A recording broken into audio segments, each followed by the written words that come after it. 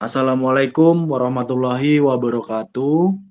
Perkenalkan kami dari kelompok 3 Statistika RA yang beranggotakan Franky Marbun, Hans Alvaro Julian, Raka Guru Maheswara, Bintang Hidayat, dan Dani Pasca Putra Siombing.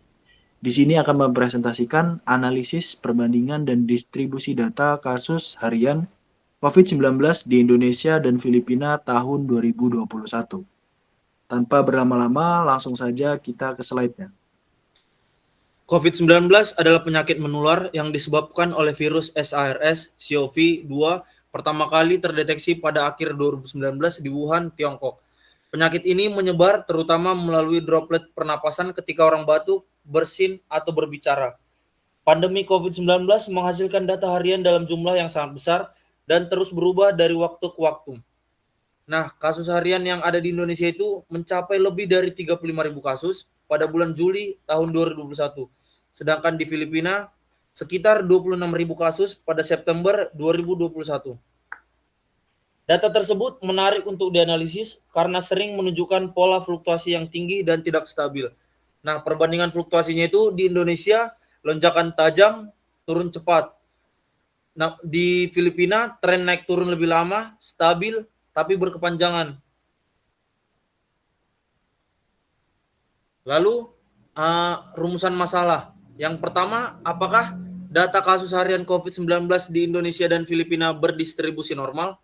Lalu yang kedua, apakah terdapat perbedaan signifikan kasus harian COVID-19 antara Indonesia dan Filipina? Lalu yang ketiga, bagaimana probabilitas terjadinya kasus harian COVID-19 di atas 10.000 kasus pada Indonesia dan Filipina? Berdasarkan latar belakang, penelitian ini memiliki 4 fokus utama. Yang pertama itu menganalisis karakteristik distribusi data kasus harian COVID-19 di Indonesia dan Filipina selama tahun 2021.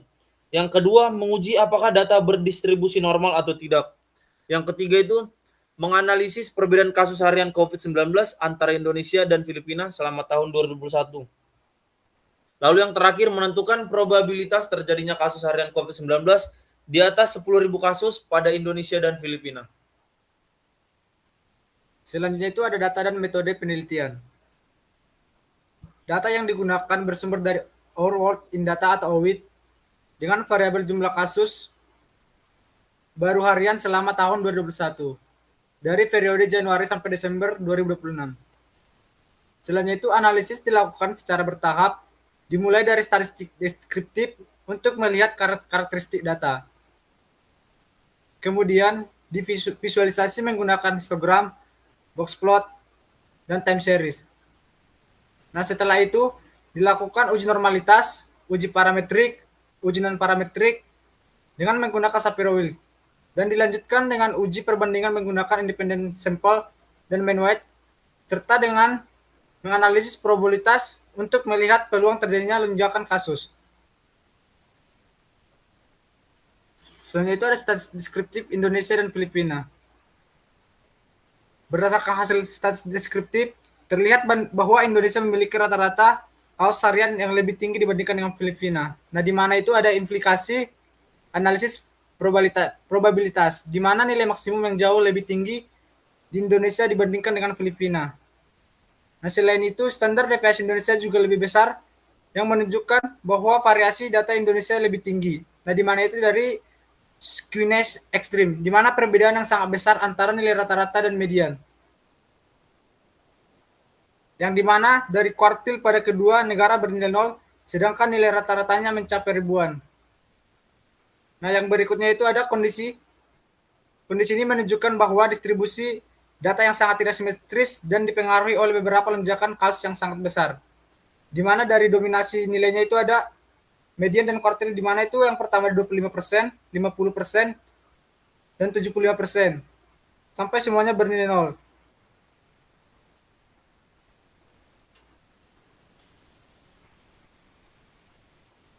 Baik, di sini akan kita melakukan uji normalitas Shapiro-Wilk untuk menguji apakah data mengikuti distribusi normal dengan tingkat signifikan sebesar 5%. Hipotesis 0 menyatakan bahwa data distribusi normal, sedangkan hipotesis alternatif menyatakan bahwa data tidak distribusi normal. Nah, tingkat signifikannya itu 0,05. dalam kriteria keputusan jika value di atas 0,05 sama dengan gagal menolak H0. Jika value di bawah 0,05 juga ditolak H0. Lanjut. Nah, di sini ada histogram distribusi. Histogram distribusi digunakan untuk melihat bentuk data secara visual. Terlihat bahwa distribusi pada kedua negara cenderung menceng ke kanan, bisa kita lihat di diagram atau right skewed. Sebagian besar hari memiliki jumlah kasus yang relatif rendah. Namun, terdapat beberapa hari dengan lonjakan yang sangat tinggi. Kondisi inilah yang membuat distribusi menjadi tidak simetris dan mendukung hasil uji normalitas sebelumnya, data tidak berdistribusi normal.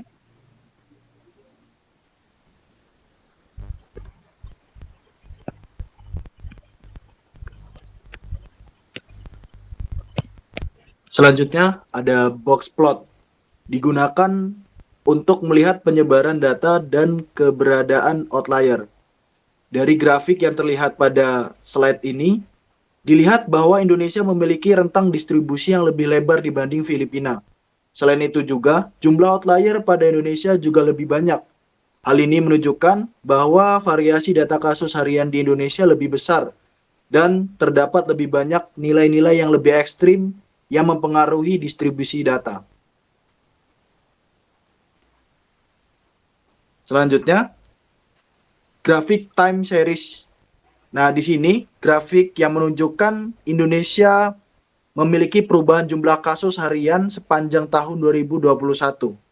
Terlihat adanya lonjakan yang sangat besar pada pertengahan tahun 2021 yang berkaitan dengan gelombang penyebaran COVID-19 pada periode tersebut. Setelah mencapai puncak, jumlah kasus mengalami penurunan yang sangat tajam. Pola ini menunjukkan bahwa data di Indonesia sangat fluktuatif dan memiliki vokalitas yang sangat tinggi.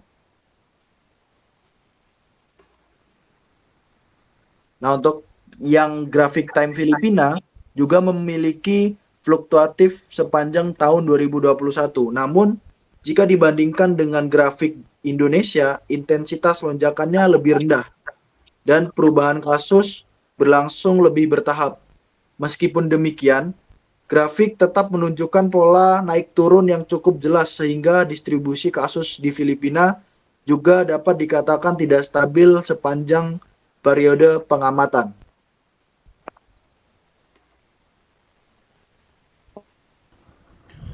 Pada slide ini kita akan menganalisis uji perbandingan metode. Di sini kita menggunakan dua metode. Yang pertama ada t-test dan yang kedua ada Mann-Whitney. T-test ini adalah uji parametrik di mana jika uji normalitas menunjukkan data terdistribusi normal. Dan uji Mann-Whitney ini digunakan ketika data tidak terdistribusi normal. Namun, kenapa tetap digunakan uji t-test? Karena data terbilang cukup banyak sehingga uji t-test memungkinkan untuk memberikan data yang valid. Lalu Mann-Whitney ini juga fungsinya untuk menambah validasi dari hasil uji t-test. Bisa kita lihat kedua metode setelah dilakukan uji, p-value menunjukkan angka di atas tingkat dari signifikansi yaitu 0,05. Yang artinya kedua metode ini menunjukkan bahwa gagal menolak H0, yang dimana kesimpulannya itu tidak ada perbedaan signifikan di antara kedua kasus rata-rata harian Indonesia dan Filipina. Lalu perbedaan tersebut juga belum cukup besar untuk menyatakan kedua negara yang memiliki kasus harian berbeda. Next.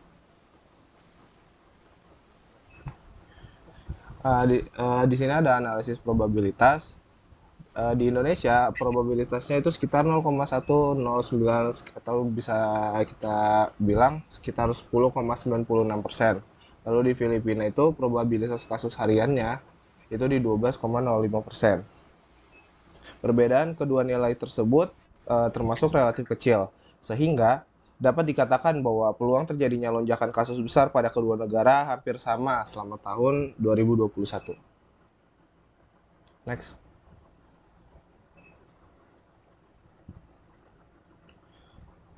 Oke, untuk kesimpulan kita menggunakan 4 kesimpulan sesuai dengan tujuan dari penelitian. Yang pertama, distribusi data kedua negara tidak normal. Seperti yang tadi dibahas, setelah dilakukan uji normalitas menggunakan metode Shapiro-Wilk dengan nilai p-value nilai tingkat signifikansinya 0,05, hasilnya kedua negara memiliki uji p-value di bawah 0,05.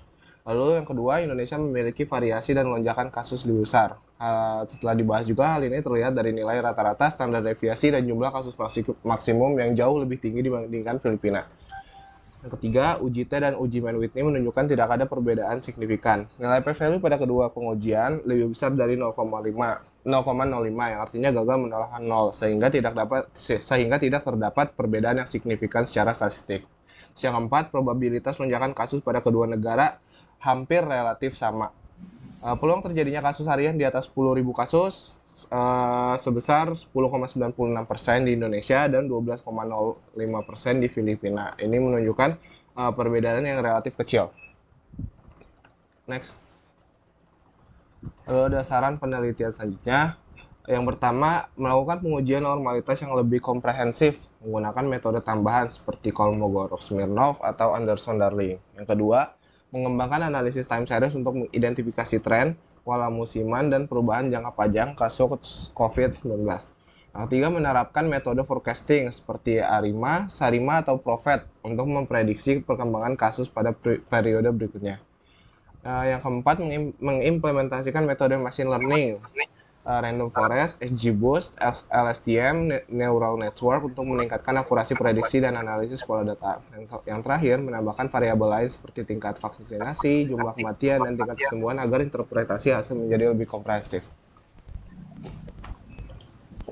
Berikut presentasi yang sudah disampaikan dari kelompok 3 terkait perbandingan dan distribusi dasar kasus harian COVID-19 di Indonesia dan Filipina tahun 2021. Kurang lebihnya dari kami memohon maaf. Sekali lagi ucapkan terima kasih. Assalamualaikum warahmatullahi wabarakatuh. Waalaikumsalam.